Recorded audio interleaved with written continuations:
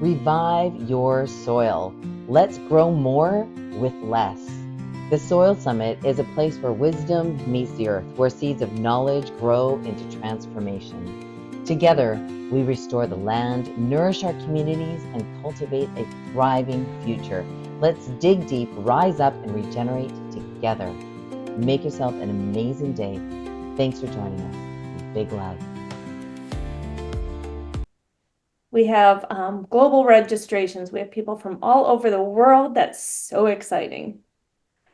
So I am Leslie Ambrose, working on behalf of Heart and Soil Living and the Regeneration Movement. And I am delighted to be here with you on day 4 of the Soil Summit. Our focus is growing, growing smarter, not harder. And I just am so excited for this session now because we'll be talking about striving for rhythm and reverence in our growing. And I just, the theme, the rhythm, the reverence, the flow of life. So with that, do you trust in life? Do you trust that all of life is organizing around your success? What happens if you do? What happens if you relax into that? And maybe you don't understand things logically, but you follow the cues, follow the prompts, be in flow with life, with everything around you. What happens then? I'll tell you, in my life, it's been very interesting. So I never would have imagined I'd be here with Heart and Soil. That was not in my imaginings when I was younger. And life has taken me some really interesting places. So being in the flow of life. So I invite you, as we start together today, to think about that. So trusting. So if you come to this conversation with open hands, open hearts, open minds, come with curiosity and wonder, and where will that lead you? So what will resonate with you if you just come ready to experience this session, this life? Listen for the promptings, be curious. So, and I invite you, have a pen and paper. So when you get ideas throughout the session, write them down. Sometimes you'll find they don't seem to make sense, but then later on you'll say, oh, that's why I got this message. Now, I'm not saying you'll hear voices, but you have inklings, you have intuitive hits, we call them. Just write that down. So in this room, in the Heart and Soil community, we are real people having real experiences and sharing our real journeys. And well, I'm saying real, but it's not always just like the tangible. We're sharing all of life. So we don't want to segment it. So yeah, you are growers. Thank you. Oh my gosh, this world needs you. We need people who are growing food, who are really caring about the soil and the health of the food. Humanity needs you. So thank you. So thank you. And we're not just talking about the tangible, right? So we're talking about all of life. So I'm very excited for today. In this session, we have Alan Clements. Natalie Forstbauer is our host of the Soil Summit. So she will be leading this conversation with Alan Clements.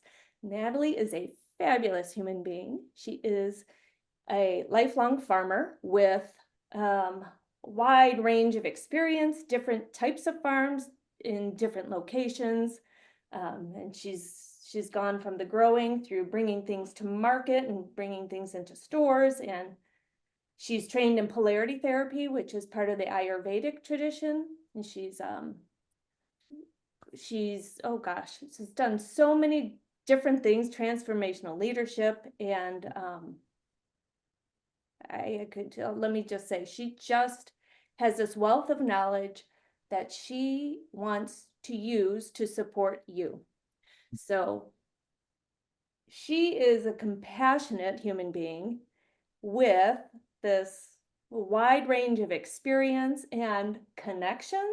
I mean, talk about connected. This woman knows so many cool, fabulous people that she brings to you to support you in your life and in your growing journey. So, Natalie, why don't we get the conversation started? Thank you, Leslie. Thank you for opening the room for us, for setting the stage, for holding the space, for amplifying all the possibilities of tuning into the rhythms of nature and all of life, right? All of life organizing around our success and trusting that you're exactly where you need to be in this moment. Exactly where you need to be in this moment. So thank you for that. And it's perfect for heading into this session with Alan Clements, which is all about deepening into and striving for rhythm and reverence with nature and using the celestial planting calendar or a planting calendar of any kind that's connected to the cosmos, that's connected to nature's rhythms. So I'm really excited to bring this conversation to you with Alan. And Alan has been part of the Heart and Soil community for a little while. And I originally came across his work. I think I might have seen one of your documentaries, Alan, that you had put out, or else an article that you had written. But I loved his imagery and I loved the way he told stories. And then I found out that he's actually a biodynamic practitioner, and he was building like a biodynamic food forest at the time, and now co-founded a Dark Hollow Biodynamic Farm. He's also he's a passionate advocate for sustainable agriculture and holistic land management. He works with beekeeping, and he's also doing something really cool, which I need to actually look at on his biography, and that is that you're pioneering something. What is it? Yeah, basically I'm trying to apply biodynamics to agroforestry, Yeah. which is kind of interesting and challenging. I mean, I just saw Jeff Poppins speak last night, Mm-hmm.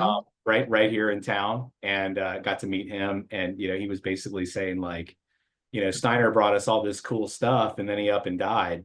That's right, right? Not to be irreverent, but right, like there's so much more work to be done. And of course, you know, I'm trying to do a little bit of it myself, if possible. Yeah. Oh, yeah. So cool. So, anyways, thank you for joining us, Alan. We're deeply honored to have you in the room today, and I'm looking forward to hearing your insights about using the planting calendar and also just what you've been noticing as a practitioner of biodynamics and a mentor and teacher of biodynamics, somebody who's in it from lots of different perspectives, not just in one way. Thanks a lot. Yeah, I did prepare a little presentation for today, Yes. because I called Natalie, and I don't know, something was going on with the microphones. She's like, hello, hello. And I'm like, oh, Natalie, I just wanted to talk to you. I have this idea real quick. Let me run it by you.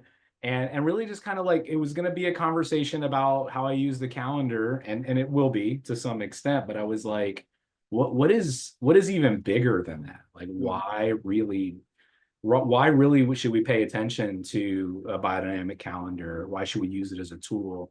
What is it actually? How does it help us grow as a human being or become the best human being that we can be? So that's kind of where it's coming from. Now, all of that being said, Leslie had such an amazing introduction about, leaning into what the universe wants to bring us, and trusting in it. I almost want to just throw the whole thing in the trash and just talk about that. But I will, like, comment on that is I never thought I would get to be a farmer. I was going to do anything that was as close to being a farmer as I possibly could. And it just so turned out that, through COVID and some big family moves and some friends of ours who didn't want to cut wood for their fireplace anymore and wanted to downsize, that we came upon a 13-acre plot that to me, well, that to many people, I should say, was useless in terms of agriculture, right? No arable land. I would say we have 0.75 acres of arable land that isn't as accessible by anything larger than a John Deere Gator.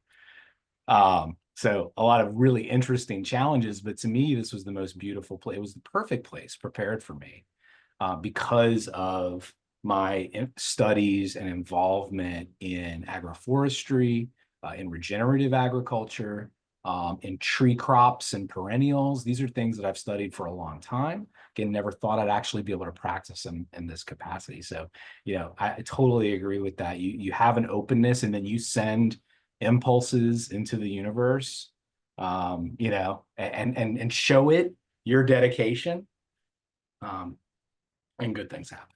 So just wanted to comment on that for Leslie, and thank you for bringing that. Let's see here. So yeah, rhythm and reverence is what I entitled it. And I kind of wanted to start with the thought that we have subjugated nature.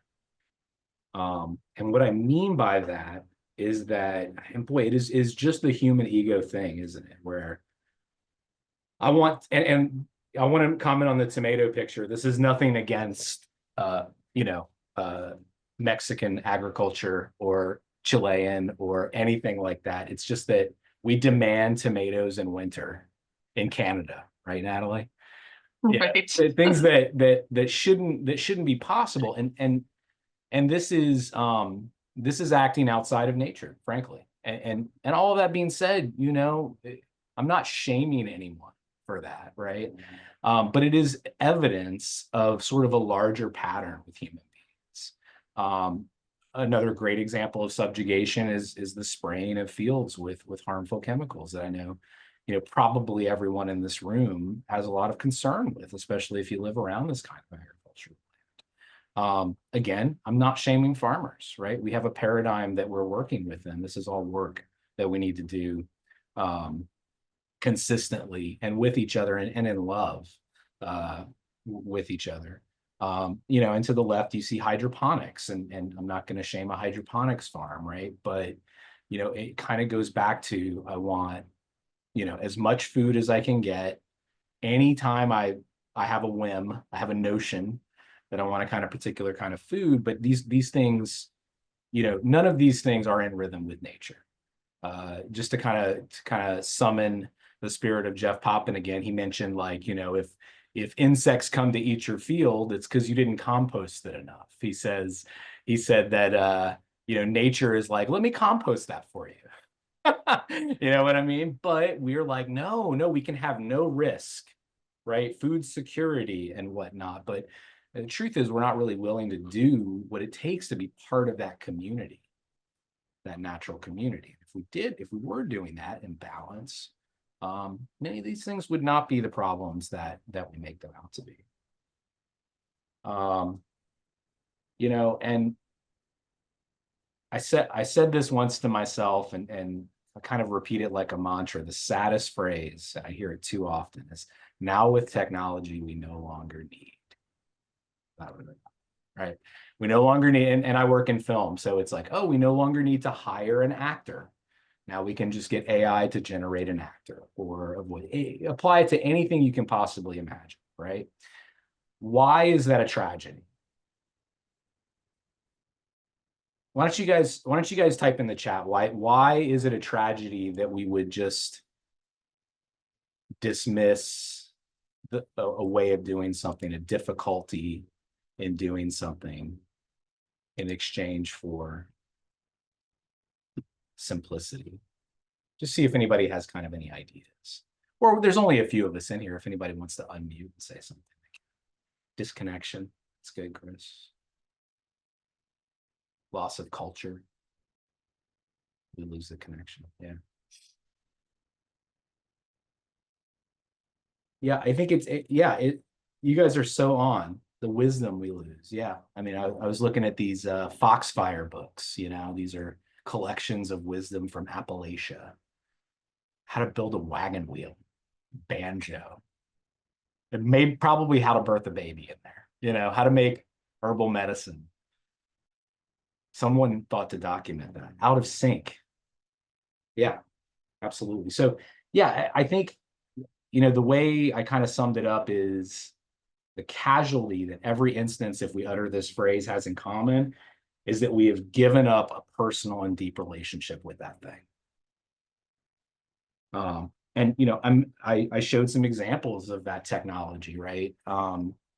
Even the big tractor or the machine, right? You're not smelling, touching, observing. You're not putting your hands in the soil. You're not knowing how it is different in this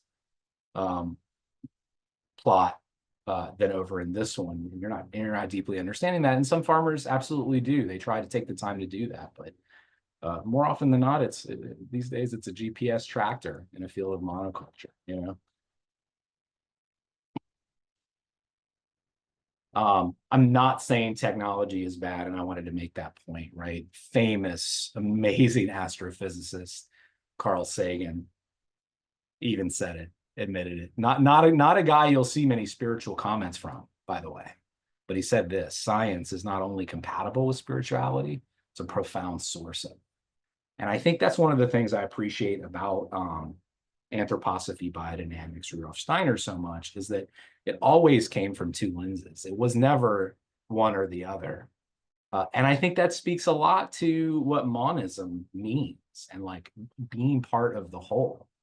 They don't have to be at odds with them.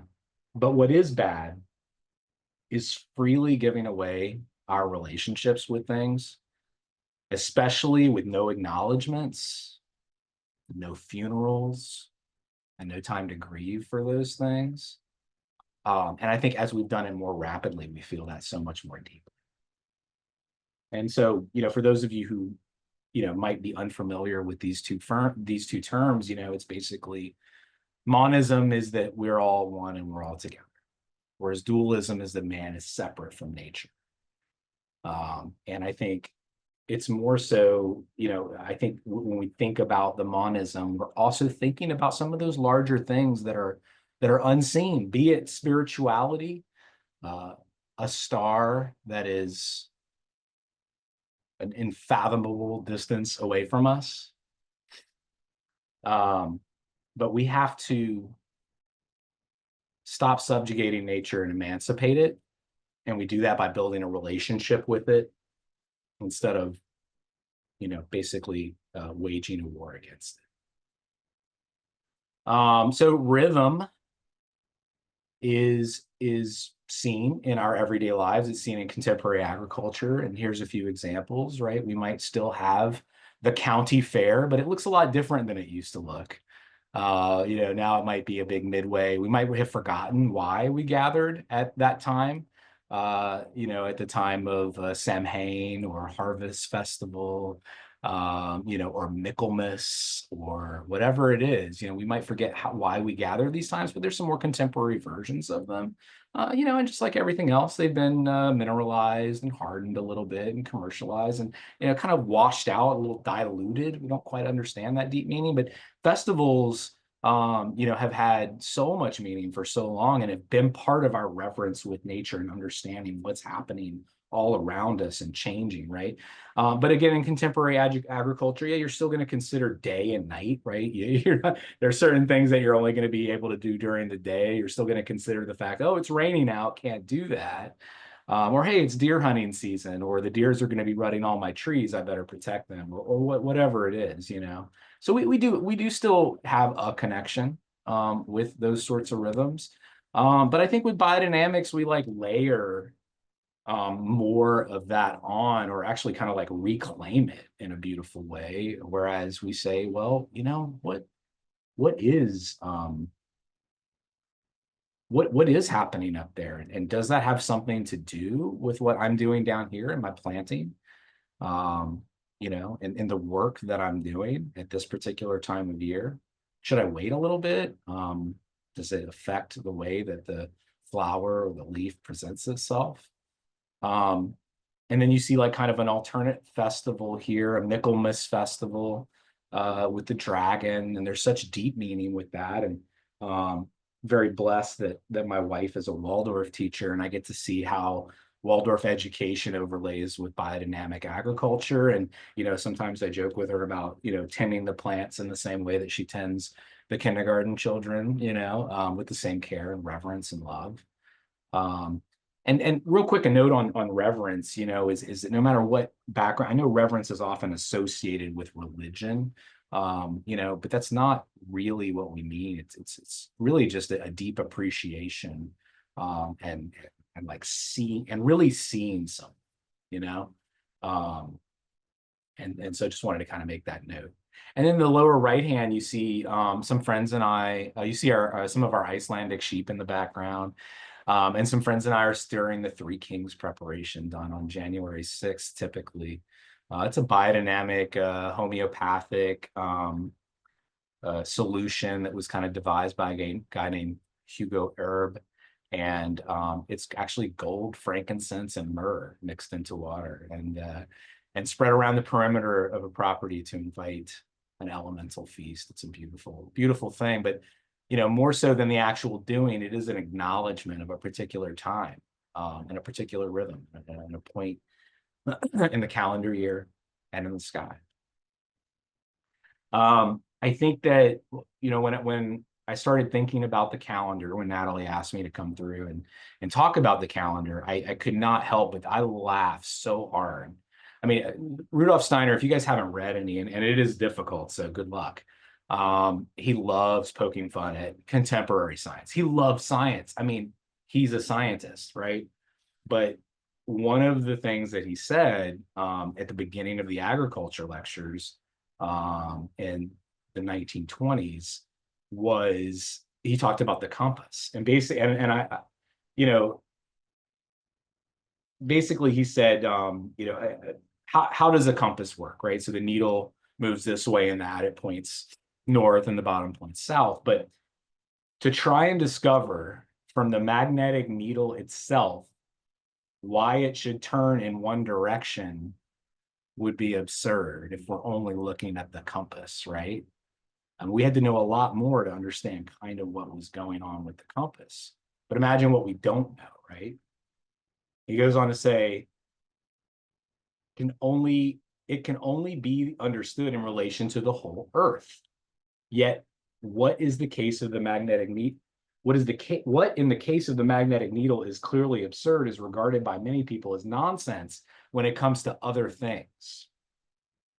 The turnip is regarded as growing only within the narrow confines of its earthly surroundings, but this becomes impossible if one comes to the point that its growth may be dependent upon innumerable factors which are not present on Earth at all, but in its cosmic surroundings.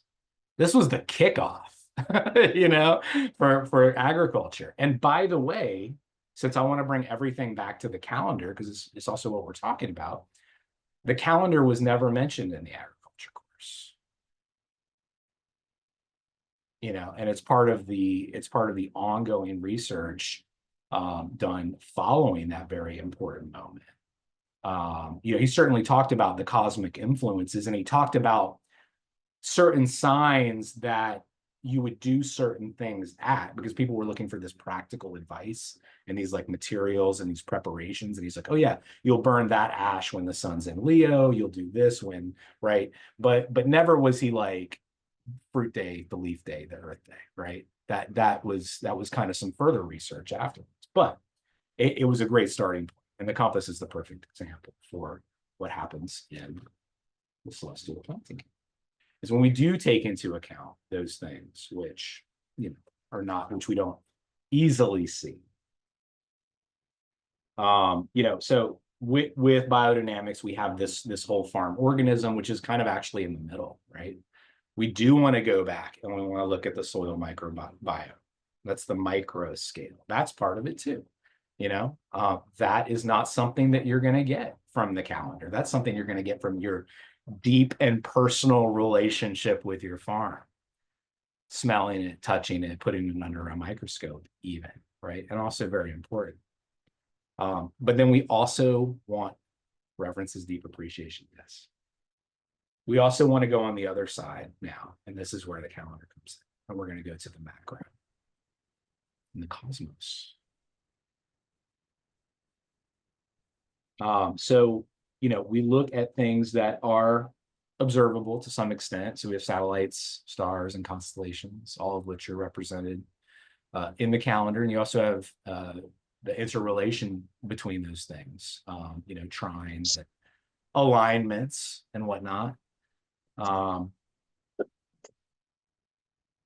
fun note that I learned from my time at the Pfeiffer Center, and I can never not think about this when I'm looking up at the sky. But Mac Mead, who kind of runs that program, the year-long biodynamic training, said when people used to look up into the sky, like they saw, like we've lost that, with everything else. So like for us, like we have to do this like weird kind of translation thing. But man, that was so real to them, be it the time of the ancient Egyptians or, when sort of these things were being developed, it was so easy for them because it was so real. And they also knew intuitively, like the connection between the lion and say warmth, right? Or fire. They understood that deeply as well. So some beautiful stuff from ancient wisdom, that comes into this, but also from some clairvoyance, but also proven by scientific research. And one of the greatest names in biodynamic research, particularly with the calendar, is Maria Toon. And I highly recommend this book if you don't have it, Gardening for Life. In that book, actually have a copy of it here. Now, you guys probably have a huge screen of just the presentation, but in it are just a few of her experiments in which, let's see if I can find it in time for it not to be awkward. It's not a very long book. It shouldn't take a terribly long time. Yeah.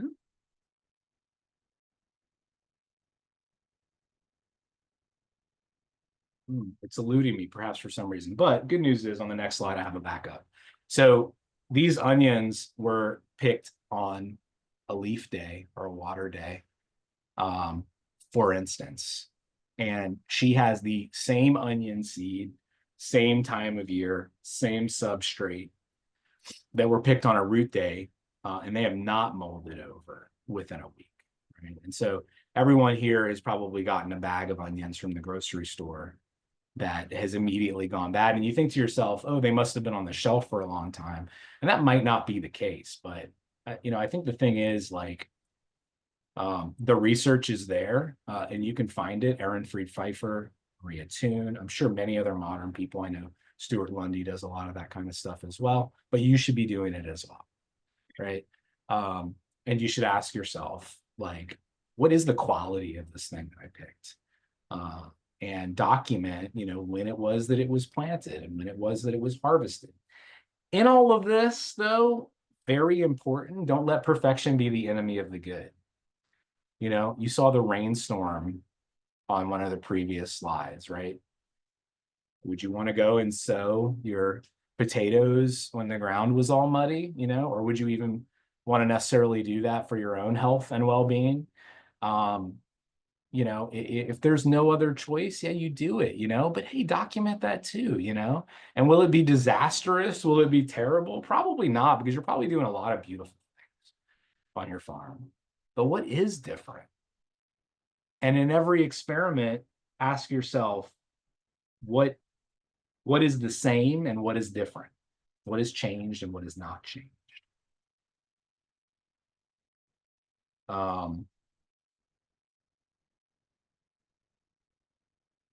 I think the important thing is that we do these things, and that even in experimentation, that is our relationship and our reverence and our rhythm.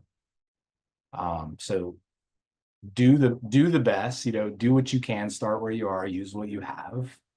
But do it, I think, is the important thing. So we talk about the calendar, and incorporating that calendar into your farming practices as a way of rhythm. And what I love to do is just get up in the morning and just like ask myself what day it is. You know, today is February 6th. It's a Thursday. The moon is in a waxing crescent. It's ascending. It's in Taurus. And it's a root day, you know. And just at the beginning of the day. And every once in a while, I'll go in and plan things out, and it provides a beautiful template to plan things. And, you know, sometimes like in film, I like to say that constraints are one of the most creative forces in the world. And so by having this set of constraints, for lack of a better word, and that's not a particularly reverent way to put it, you know, you're able to plan some things out and be creative and get creative. But guess what? You're not just doing it with yourself. You're doing it with the whole cosmos. And that's an absolutely beautiful thing. And I'm going to admit, I know I cannot be an expert on everything. I'm a human, I'm a generalist, and I'm going to dip my, you know, my toes into every pool I can find. You know, I understand a little bit about what is happening in some of these more complex configurations. However, I don't have a deep understanding of how that works or why. But I don't need to, because Natalie and Leslie and their team in this particular example have done that for me. And it allows me to be creative in the spaces that I'm feeling, you know, the impulse to be creative. Not only do we have, I mean, this is the easiest and simplest thing. And by the way, and this is not a substitute for a celestial planting calendar, but I have a moon app on my phone, and I have it set to as close to celestial as I can get on this. So it's like, you know, we all have our phones with us and we wish we didn't or whatever, right? But you know, at any moment I can say, oh, look, the moon's in Taurus, right? The simplest of all things. Over time, I've learned that Taurus is an earth sign, and that means that it's a root day, you know? And so I can work with that, even if I don't have immediate access to this. But by the way, they do provide digital access to the calendars as well. So you can also call that up on a mobile device or something. So that's great. They've also included indications here, and I love this, about when you might do certain biodynamic applications or the spray applications, which is great. And that is, actually stop sharing in case I reference this again. I'll be nice and big now. Yeah, so doing a sequential spray, which is a FIFO recommendation, spray BD 501, spray, you know, stir and spray 500. These are here as well. This is old school, huh? So yeah, right here are the biodynamic recommendations here for the spray preps. And then you probably see I make notes here. And this is my only suggestion in public, although I think we're out of room, is having a little note space by a certain day. But I'm just kind of finding the blank spaces in there. I agree. We agree, Ellen. We have like worked so hard to figure out that. So if anyone has any ideas, we are open to them. We have some ideas that we're looking at for next year. It's tough, but you know, I find a little spot and I do it. What I love about this particular calendar, what I love about this is it's color. It's got color on it. I used to get another calendar that was black and white. It was made by someone who was one of my biodynamic teachers. It was a great calendar as well. But I would go through with a highlighter when I first got it. And, you know, as joyous as that should have been, it always felt like a chore to me. I love that these colors are printed on here and they're vibrant. They're very easy to see. And I'm like, boom, root day, got it. Gray. No, you know, instead of everything being white and gray. So I love that a lot. Yeah, so that's super cool. And I love this thing. I love that I can wake up. There's a couple things I do when I wake up. I read a passage from the Calendar of the Soul by Rudolf Steiner, which is also a rhythm and so important, right? And basically he kind of came and set these milestones in the year and worked around them at what our human soul is doing while the rest of the cosmos is spinning and swirling. What a beautiful way to have some rhythm. And then I look at this. So 2 rhythmical, reverent activities to start my day. And then what ends up happening is that all of a sudden, just by leaning into that, and acknowledging that and providing that reverence, all of a sudden I notice the moon. And I don't mean notice them. I mean, the moon is beautiful. And Jupiter is right there next to the moon. And I never would have noticed that before. And one day I sent a picture of the moon to a friend of mine, Peter, and said, oh, I just love the moon so much. And I love how beautiful she is tonight. And he responded, she loves that you noticed her. And it's so true. And that is that reciprocal relationship, right? Nature wants to be noticed and wants to be loved. And the thing about, where does that, I'm going to try to scoot back here, right? Are we creating the right environment for us to notice and admire nature? Oh, I don't think so. We're going to try, aren't we? So I also wanted to talk about bees really quick. And so, not probably a lot of people are familiar with the use of the biodynamic calendar for planting vegetables, particularly animal vegetables. But it can also be used for beekeeping. And this was research done by Matthias Thun, who's the son of Maria. And so any beekeepers, I see a show of hands. Oh, I know one down there, Megan Green is attending. She's a beekeeper in my area. Yeah, so beekeeping. So what they notice after years and years of research, and a lot of beekeepers have numerous hives in their apiary, is that we all know that, well, if you're a beekeeper, you know that taking the top off the hive is a disturbance. It's a real disturbance. At that point, there's a little bit of a disorientation. And this disorientation is not unsimilar to the chaos that is in a seed before it sprouts, that is actually implanted by the cosmos, that perfect form to that seed. There's kind of a commonality between them. And so this is an opportunity, because you've also uncovered the hive, for cosmic impulses to influence that of the bee colony.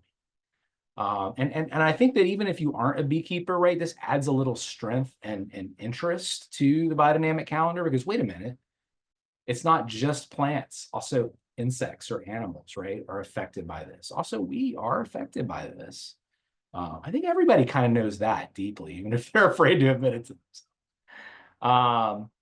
But the basic formula, or what they came up with, was that, and you're gonna love like these connections, because you're gonna see it, even though you're hearing this for the first time, you're gonna be like, oh yeah, is that if you uncover the hive, if you do your bee work, you check on your colony, you're maybe checking for varroa mites, or making sure everybody's healthy and that there's brood in there and laying, right? Remove the cover on an Earth day, right? When the moon is in, Virgo, Taurus. When you close that back up, you're going to notice an intense increase in building of comb. And so if you know that you are trying to expand that hive, let's say, because winter's coming and you want to make sure that they have enough space to store food, and you're kind of trying to think that out, yet they haven't really been building. Last time you opened it up, they really weren't building, So the next time I open it up, I'm going to do so on an Earth Day. You're going to notice, and I have noticed, just in my handful of years doing beekeeping, that they will build comb. And so you open it up on an Earth Day, you're going to want to actually put more frames in there. You're going to want to expand the hive at that point if you're not seeing any space for them to build, because you have opened it up. The influences are coming in. They're going to kind of want to do that. So Earth Day, building comb, Flower Day, light air flower day, stimulates brood rearing. So if you notice your population of bees is low, you can then open that up on a flower day, and you're going to notice a whole bunch of baby bees. You're going to notice that population is increasing. So the next, let's say you open it up a couple of weeks later, you're going to see a lot more brood, which is super cool, a lot more larvae. Fire fruit days stimulates the desire to gather honey. So if you notice that their food supply is low, you would want to open that up to do your checks, your investigations, or heck, just to allow those influences in. Why not? On a fire day. And then this one is probably the most useful for beekeepers, is that on a water day, don't open it up. The bees are stimulated to, at that time, they are typically converting nectar to honey. And for whatever reason, this is something, Matthias Toon couldn't really explain. They're really ornery that day or those days. So you are more prone to get stung by the bees, which obviously is not good for you, but also isn't good for the bees on a water day. So I thought that was interesting and adds a lot of levity and just depth to the biodynamic calendar in a way that, we don't always get just from the vegetable side of things. I love this quote from Steiner from How to Know Higher Worlds. The more conscious I become that I am born out of the universe, the more deeply I feel my responsibility to develop in myself the forces given to me by a whole universe, the better human being I can become. And that just says so much about the whole, about monism, about reverence, about being a part of that universal community. And a quick note is I found this beautiful portrait of Rudolf Steiner while I was looking for things to make the slideshow out of. And it's by an artist named Amanda Sage, who has an online store where you could purchase a print of this. And I asked if I could use it and promised I would let everyone know if they were interested. And she was so gracious to let me use her piece of artwork there.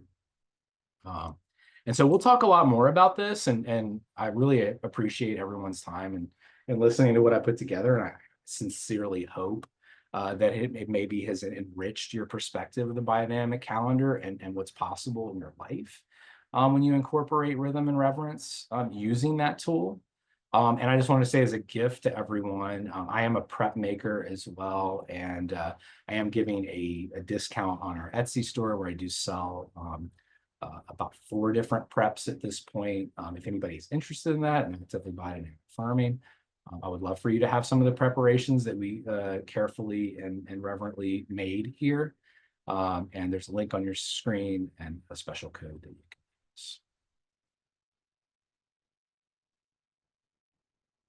Awesome, awesome, awesome. Thank you, Ellen. And the link to Ellen's Etsy store is also in the chat, along with his socials and website. His farm is Dark Hollow Biodynamic, and you can find them at darkhollowbiodynamic.com, on Instagram, Facebook, and YouTube, also at Dark Hollow Biodynamic, and Etsy at Dark Hollow Biodynamic. And you have more than just biodynamic preparations at your store, right? You've got wool, roving, art, and other little tidbits, right? Yep, absolutely. And Yeah. the code is good for anything that you're interested in. Awesome. Thank you for that. Thank you for that. It's always nice to find biodynamic preps that that you feel connected with and that is meaningful. So thank you for sharing those with us. Ellen, I appreciate so many parts of that presentation, from just honoring the reverence of being attuned to the possibilities and what's opening up for us, like Leslie started with, to um,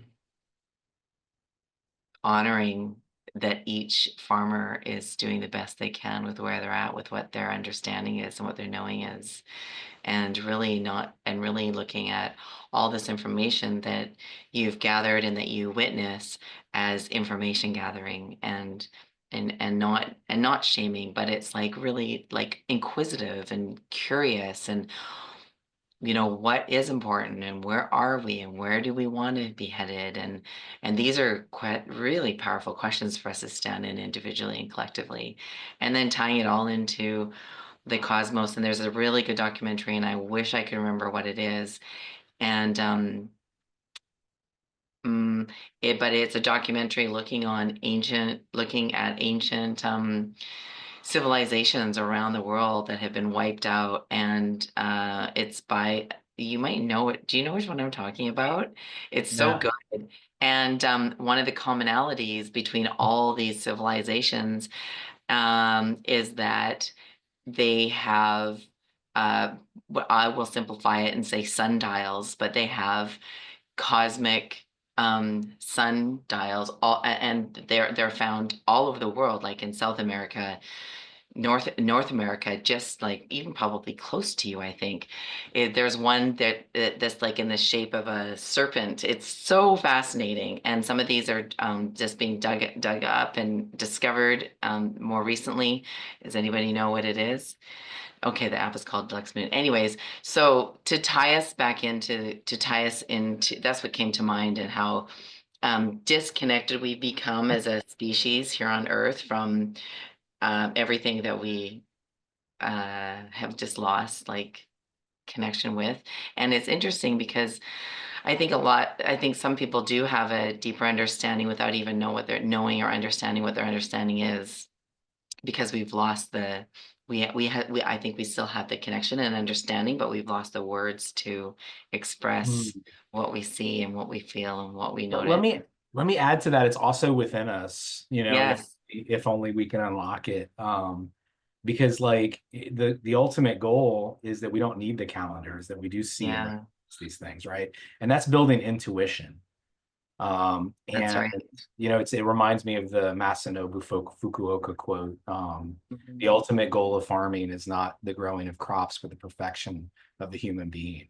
And it's like, Mhm. and we can nurture that and get that in ourselves. And Mhm. I had an intern over the summer who was amazing, and her instructor came for a site visit and was asking sort of about the like particular methods and tools that she was using. And I was like, that's for the classroom.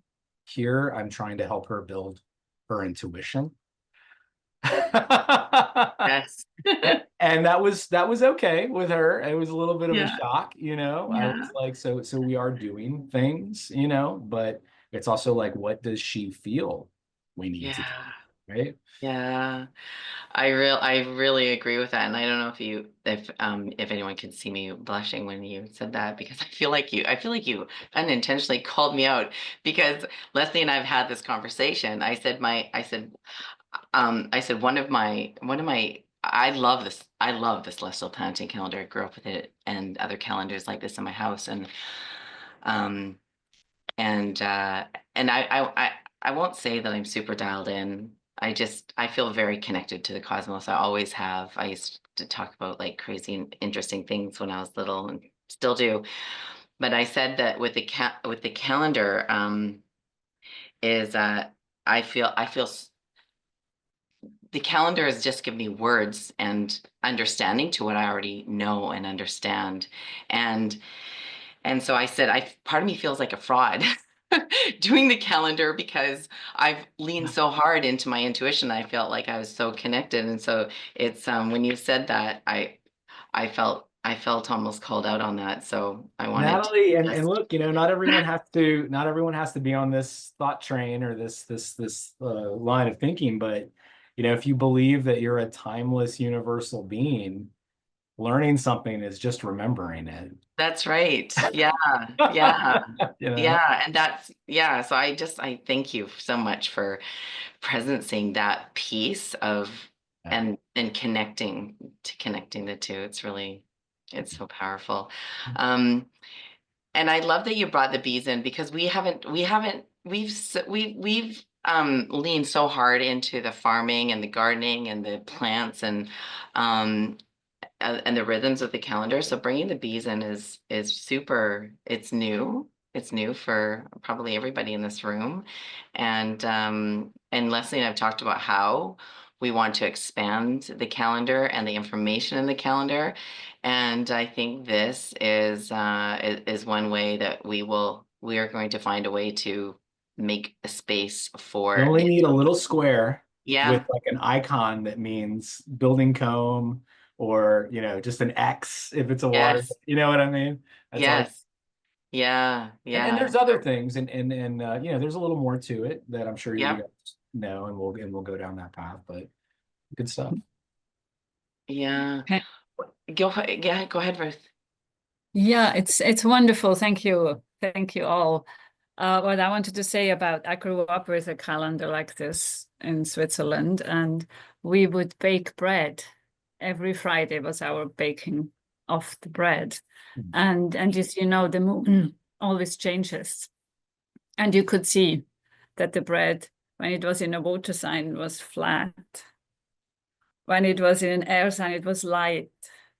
When it was in a fire sign, it tasted the best.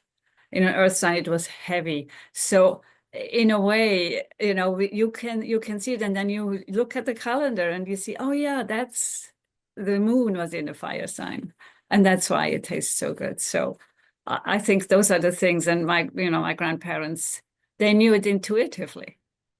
They followed the moon and the sun, and that was what they did.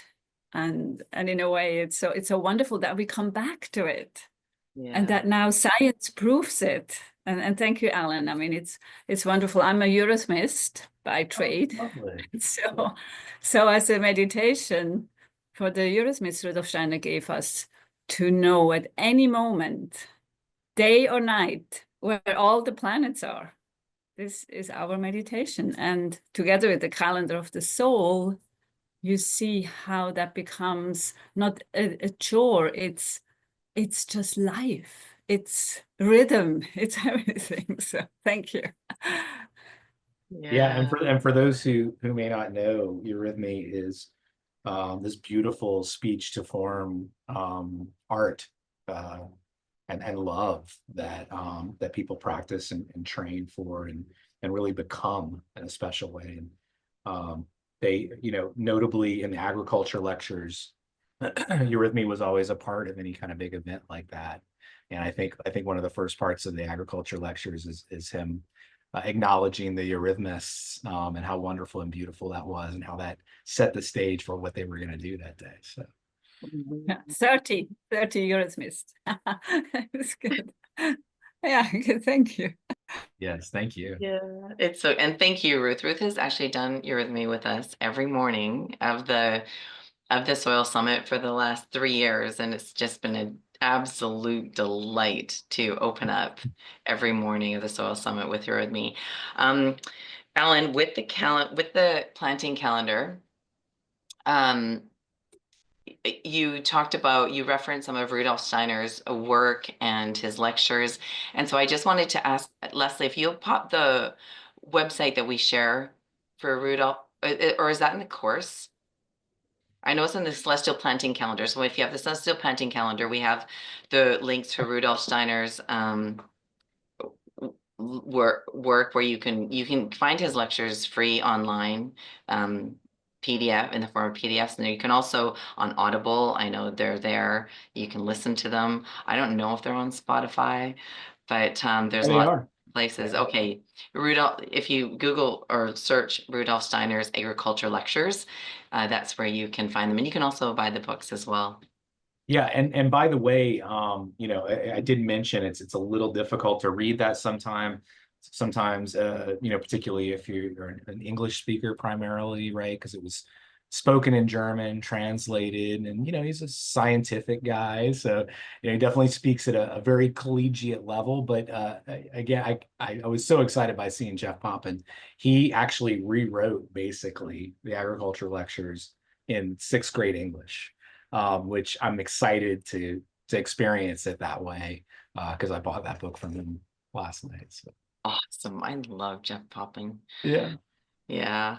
Um, what have like when you talk about connecting with the like the rhythms and the reverence of nature, I mean, you live this, Ellen. You like living it and breathing it. And I'm curious, what do you like if you're new to and you're feeling disconnected, even though I think we're all connected and we all actually don't know it. But so if we're feeling that disconnection, we actually don't know where to start. How do you how does one start with that? Like, how do you help people connect with connection? Man, how do I help myself? You know, it's like I can't possibly do it good enough. And I think that's part of like reverence, right? Is like, you know, I'm not worthy, you know? So it's Mhm. like first, you know, get rid of that and just be like, you know, what can I notice? Where can I start? I mean, and so God, I think number one is take a friggin' break. You know, like how could you possibly do that if multitasking is an absolute fictitious term? You can switch really Mhm. fast. You can't do two things at once. You can't, Mhm. just like you can't be two places at once, you know? So being present is an, you know, none of us are good at it, right? So it's always a striving. And Yeah. that is the thing. So it's like, you know, and you might think to yourself, oh, well, you know, I can't even be present for my children today. How can I possibly be present for the creek or the Mm. heron that is right there or whatever? But they're all important. And it's like if you're in that moment and you can do it, don't guilt yourself out of that possibility. Mm. That's really powerful. I did a little TEDx in 2019, and that's actually what I taught. One of the things that I talked about is the fallacy of multitasking. We don't actually multitask. People who multitask just have the ability for their brain synapses to go super fast, jumping in between different ideas. You're never holding two or doing two things at the same time. It's like duh, duh, duh, duh, duh, duh, duh. So um and with that and going into presence, Ellen,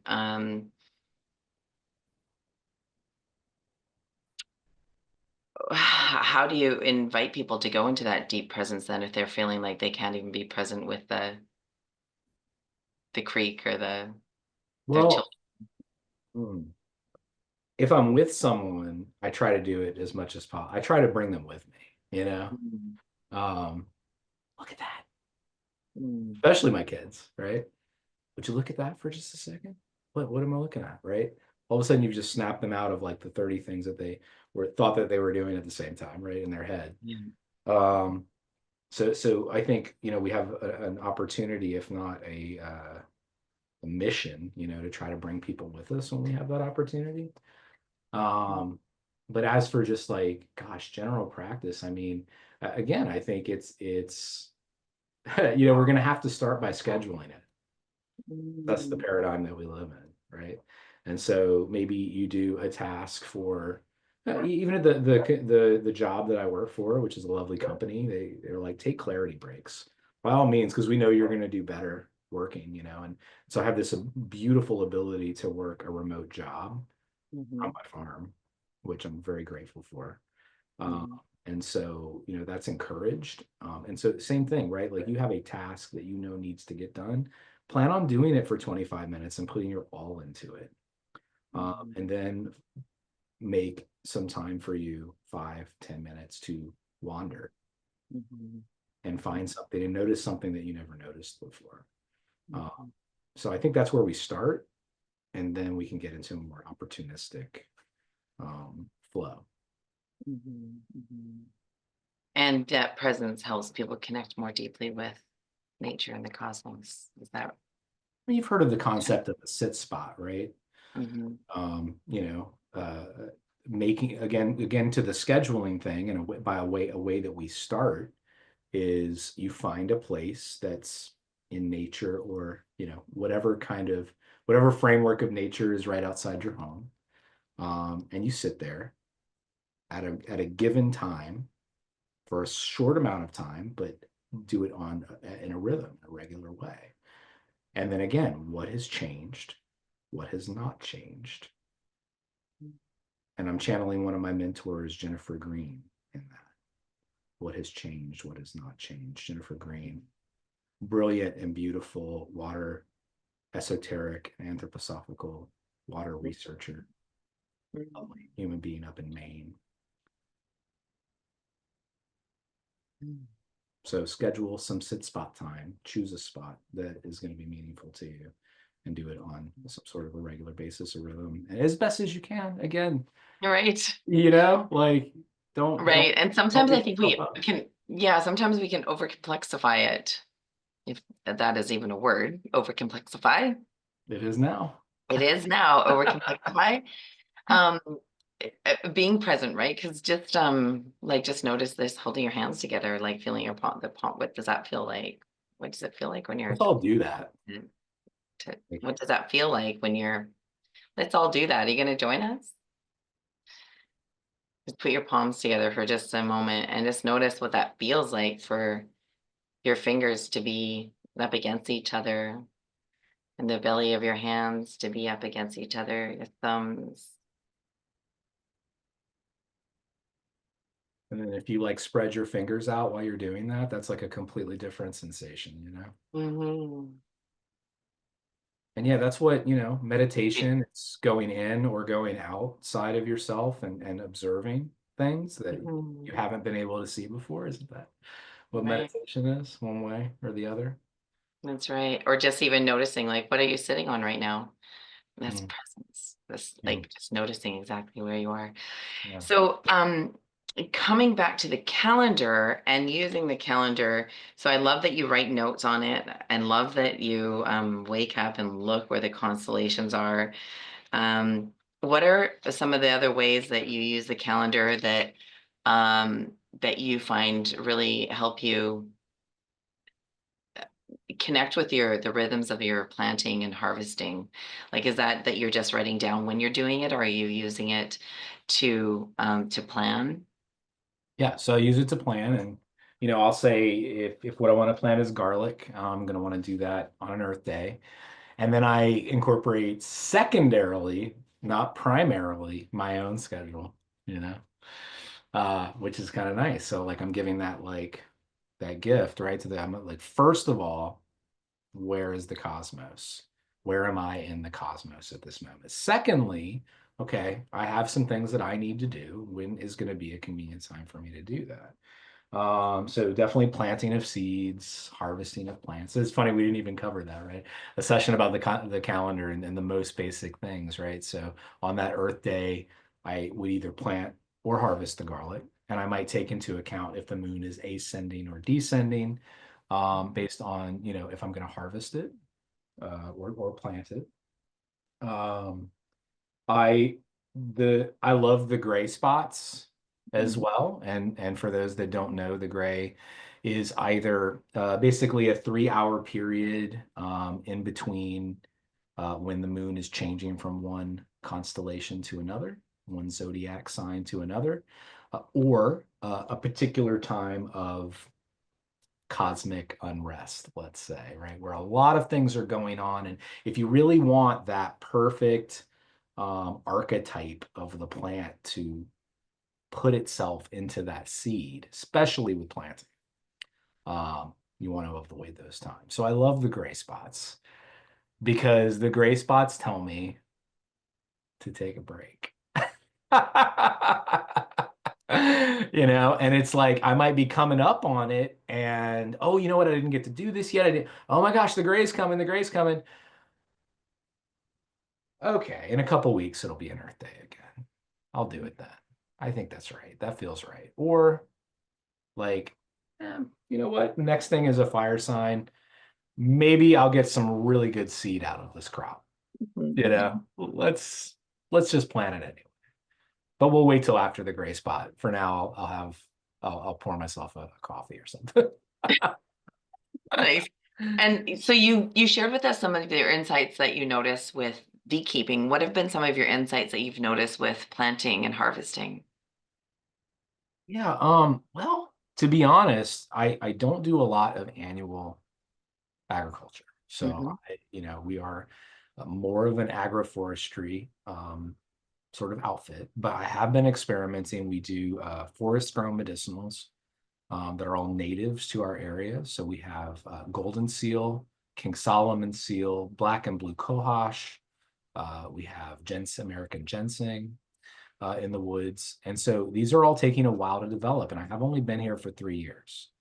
But every one of these plots, I have documented what sign I planted these. And because most of them are medicinal root crops, they were all done on Earth days, but I also documented exactly what sign it was. Who knows? Neat. Maybe one Earth day is a little different than another. Sometimes I will withhold something to, try just a bit of a different day and do things in the same plot.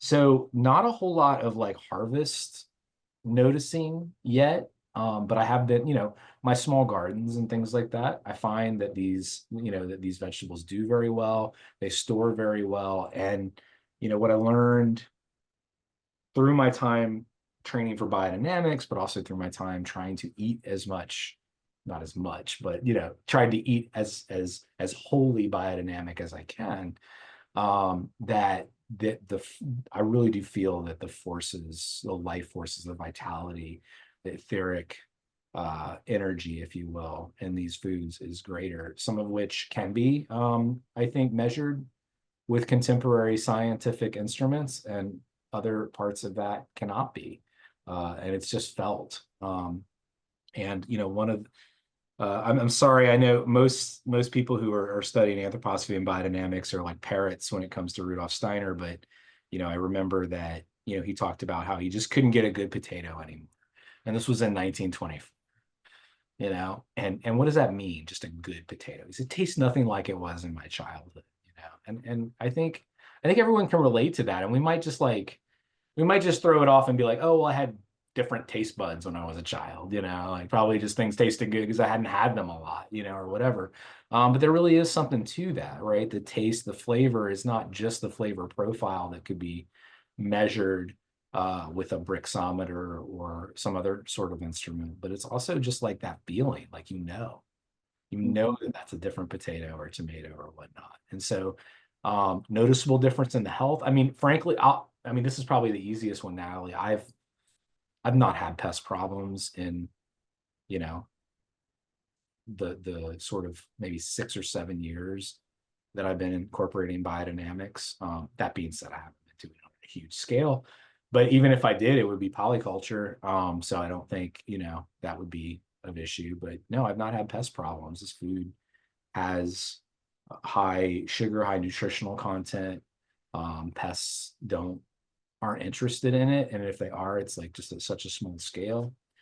Um, the harvest looks good. The seeds are good. The seeds are viable, which was a huge issue with why biodynamics was created, is that seeds weren't viable anymore because of all of the nitrogen, chemical nitrogen input that they had been using on the farms.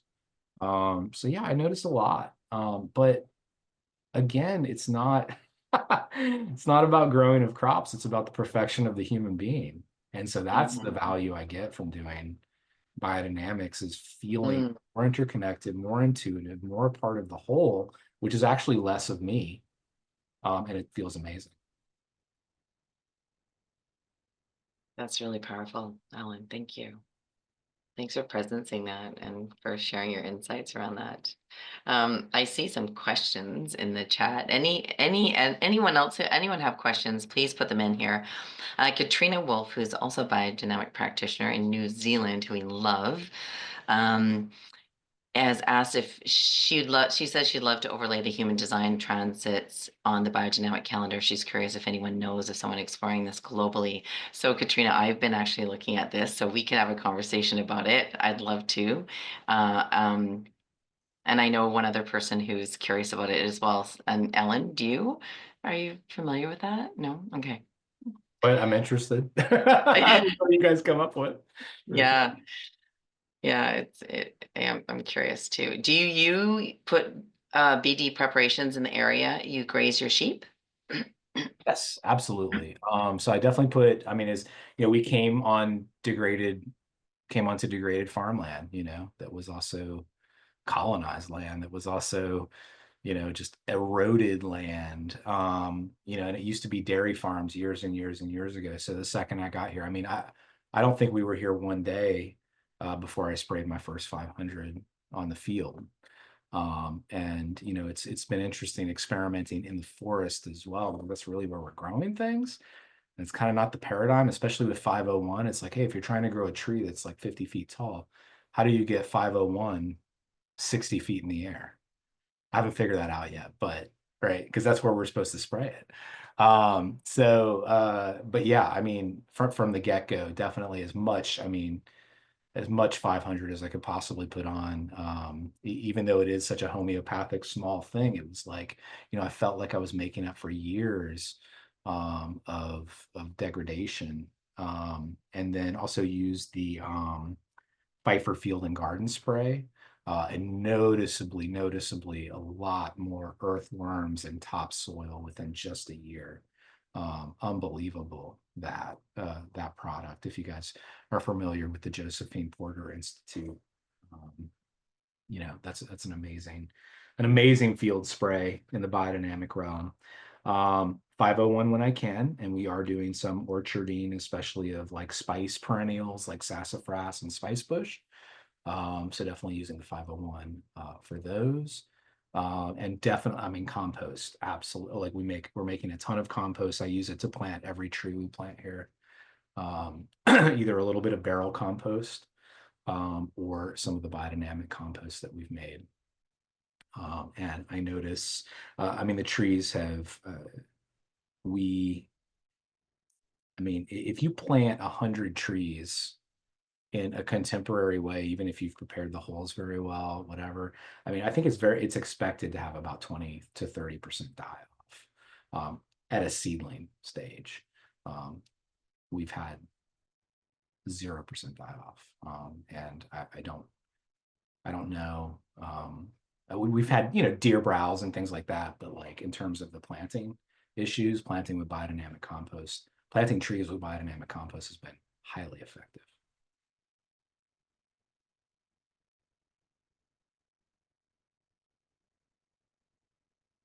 Oh, Natalie, Natalie, you're on mute. Thank you.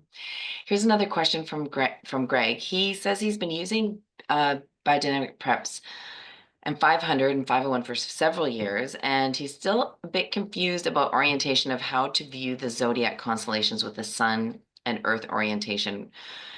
And he says your example, Alan, of the calendar slide shows earth. Oh, sorry. So your example of the calendar slide shows Earth oriented to view Aries via a straight line of sight view from Earth to Sun to Aries constellation. However, at nighttime when Earth is rotated away from the Sun, my night sky view seems like I would actually see Scorpio, which is 180 degrees opposite of Earth to Sun to Aries constellation. In your slide example at nighttime, I'm actually viewing Aries, or am I looking up at Scorpio? Okay. So, good question. And first off, I did just swipe images that were representative. So apologize that I'm not super familiar with what was happening there. Trying to just kind of paint a broad picture. But I think the important thing to remember is that it doesn't matter if it's where the moon is shining through. And boy, I had an image of this. I wish I had it. But you can imagine the moon like a lens.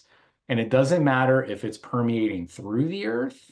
Let's say the moon is not even visible in your sky.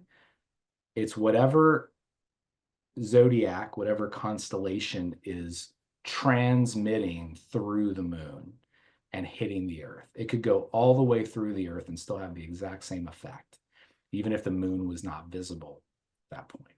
So it's all it is where the Earth is, moon in between, constellation is what we're talking about here. And to that cosmic force, the Earth is completely permeable. I hope that helps. Yeah. Yeah, this is a great explanation. And Chris asks, are you doing any forest grown mushrooms yet? I actually started with forest grown mushrooms, and I was like, we're a mushroom farm. That's what we're doing. You know what I mean? And I have some wonderful friends that are absolute experts in growing mushrooms. So consulted with them, did a little training, bought actually 200 shiitake logs from a farm that was unfortunately closing down, um, which was a really fun story transporting those, maybe for another day. But they are, and I did another probably 200, 300 logs in our first 2 years here. We had two consecutive years of drought. And the place that I put the logs did not allow for irrigation, which I didn't expect, of course. I mean, these are just things. So basically, I'm trying to make grand plans to get a new laying yard closer to a pond that we have on the property. And so we did produce some shiitake, lion's mane, oyster mushrooms, sold them to a local farm to table restaurant. But at this point, unfortunately, all the work that I put into that, well, it's not all for loss. It's going to make great compost. You're still, that's right. Yeah, and it's brought you to where you are now. Right. Learned a lot. And so basically set the snap, that was necessary for me to do that to fully and deeply understand the water cycles here, the possibility of risk, and what needed to be done. And so Mm. I'm setting the stage for that to be more successful next time. It's interesting that you bring that up, though, because that's one other thing that has never really been explored or at least documented with biodynamics, right? When do you inoculate a log? Is it on a root day or a fruit day because you want the fruiting body to? So we actually documented all of that as well. And I haven't yet really dove into the data in our limited growing time. But how does biodynamic apply? How does biodynamics apply to the growing of mushrooms? Yeah, Interesting that's question, right. right? It is. It is. And Katrina is also saying she's asking if we know any tomato growers using the calendar for timing, but not necessarily the preps. She tried to introduce it to a local hothouse, but they weren't so they find it actually funny, not real. Maybe they laughed. Yeah. I would check into Maria Toon's research. I mean, in today's world, you're going to find the most research around biodynamics in the growing of grapes. Mhm. I mean, it was probably what saved biodynamics, which is a super interesting thing. But I'm sure they exist, and I would probably look into some European biodynamic annual farms and maybe ask. I'd probably be willing to share information with you. Mhm. There's actually, I think one that might have been mentioned in John Bradshaw's um, session. They're on a coast. I think they grow a lot of greens, but they also might grow tomatoes. So that might be a good session to just tune into. I think you were there, Katrina, for that. He talked about a bunch of different farms. I mean, Um, one more thing about that is like, man, I would be like, can we do our own test? yeah, that's what I Because would ask. it's They like, no, right? They're not interested in the prep, so you don't have to really sell them on that. You're like, all I'm asking for is give me like a quarter of them to do something a little bit different with. You're not going to lose there's no way you could lose any volume, right? Let's see if there's a difference. yeah, I think what an amazing opportunity you have, Katrina. yeah, yeah, I agree. If you need help convincing them, let me know. Yeah, and then not Alan, Stuart Lundy talked about using biodynamic preparation 501 on his tomatoes to ripen them, and he then all of a sudden whoosh, he had a whole field full of ripe tomatoes, and he wishes he actually did the 501 in stages instead of all at once. Katrina says they were happy to experiment, but only paying me minimum wage. I'd be a picker for 3 months. Heartbreaking to see the chemicals the waste. I walked away, still hoping to find an open-minded tomato grower. He's holding that for you, Katrina. You are a tenacious human being who, you're a trailblazer, and I deeply appreciate your leadership in this space. So thank you, thank you, thank you, thank you. Alan, is there anything else that we haven't covered about the planting calendar and connecting with the reverence of and rhythms of nature? I mean, there's so much to it, but I think we did a good bit of damage. Yeah, we sure did. Like cosmic blew things up. Yeah. Damage. Yeah, thank you so much for your insights and for your reverence of this time that you spent with us and fully and Oh, thanks so much for all having who you me. are. So honored to be a part of what you guys are doing. So proud and happy that you guys exist. And Oh, thank you. And you know what? You know what I forgot to say in the introduction? Alan is also one of the contributing authors to the 2025 planting calendar. And he has a wonderful article, The Herbalist, the Medicine Maker, and the Forager. So be sure to check out his article here. And he's also contributing an article for next year's calendar. And I'll give you a hint. We talked about some of it in today's session. It's going to be good. Thank you, Alan. We love you and we appreciate you. You can find Alan at darkhollowbiodynamic.com and at Facebook, Instagram, and YouTube, and Etsy at Dark Hollow Biodynamic. Yeah. So, and be sure to use his code that he's graciously gifted us, Soil Summit, for 15% off for any of your preps or anything you decide to gather from his creations. So thank you. Thank you. Big love. thank you guys. And thank you to each of you for joining us Thank you and guys. making the space. Yeah, thank you, thank you. We see you.